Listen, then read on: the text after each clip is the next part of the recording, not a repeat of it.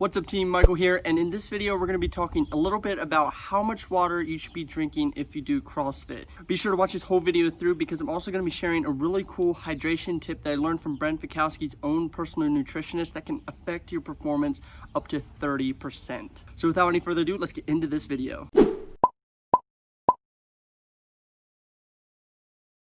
Hey, if you're new here, my name is Michael and I'm training to compete in a CrossFit Sanctional, and on this channel I share the tips that I'm learning along the way. So if that interests you, consider joining the team by subscribing and hitting that notification bell. First, I want to apologize that I haven't gotten out a video last week, and I think the week before that. I've been really busy with some freelance web design projects on the side, so that's been taking up a lot of my time, but I'm going to really try to focus on getting back onto one video a week. And in fact, FitAid just sent me a whole case of their Focus Aid last week for me to review, so that review is going to be coming up in the next week or so.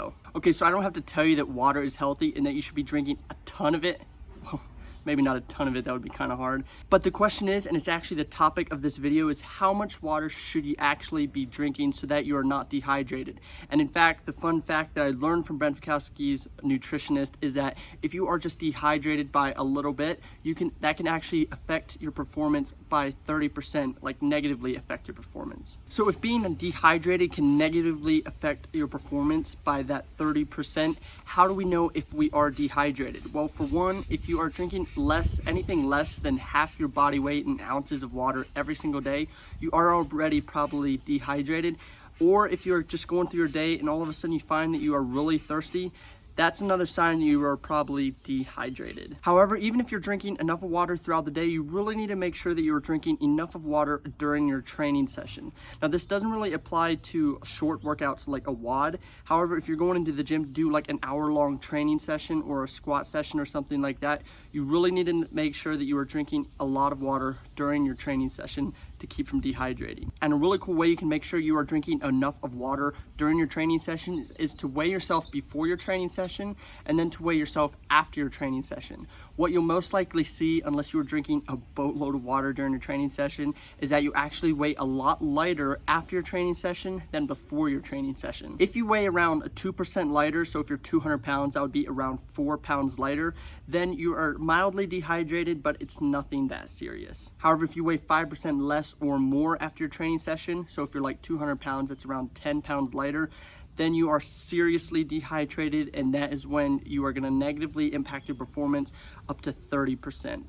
So if you like one time was training and it just felt like everything was an uphill battle and you just didn't have the energy, you were feeling sluggish and all that, you were probably really dehydrated and wasn't drinking enough that day and the days before. Also, if you're seriously dehydrated like that is when cramps will start to set in. Trust me, it's happened to me and I've seen it happen to a lot of other people as well. Trust me, it's better to prioritize hydration and to stay hydrated than to get those crazy cramps. However, if you know that you are properly hydrated, then there could be a few other things happening that are making you cramp. First, you could be not getting enough of sodium in your diet. That could make you cramp. Or if you know you are getting enough of sodium in your diet, the next thing and the most likely thing that is making you cramp is you're lacking magnesium. However, most oftentimes if you're cramping really bad, it is most likely a hydration problem, so just focus on drinking a lot of water. Okay, so the next thing you want to do after you weigh yourself after your training session is you want to start replenishing all the fluids that you lost. And a good rule of thumb is to replace around 150% of what you lost. So if after your training session you find that you are 1 pound lighter, you should then focus on replenishing with around 24 ounces of water. However, even though you're going to be replenishing fluids after your training session, you still want to make sure that you're getting in as much water as possible in your training sessions.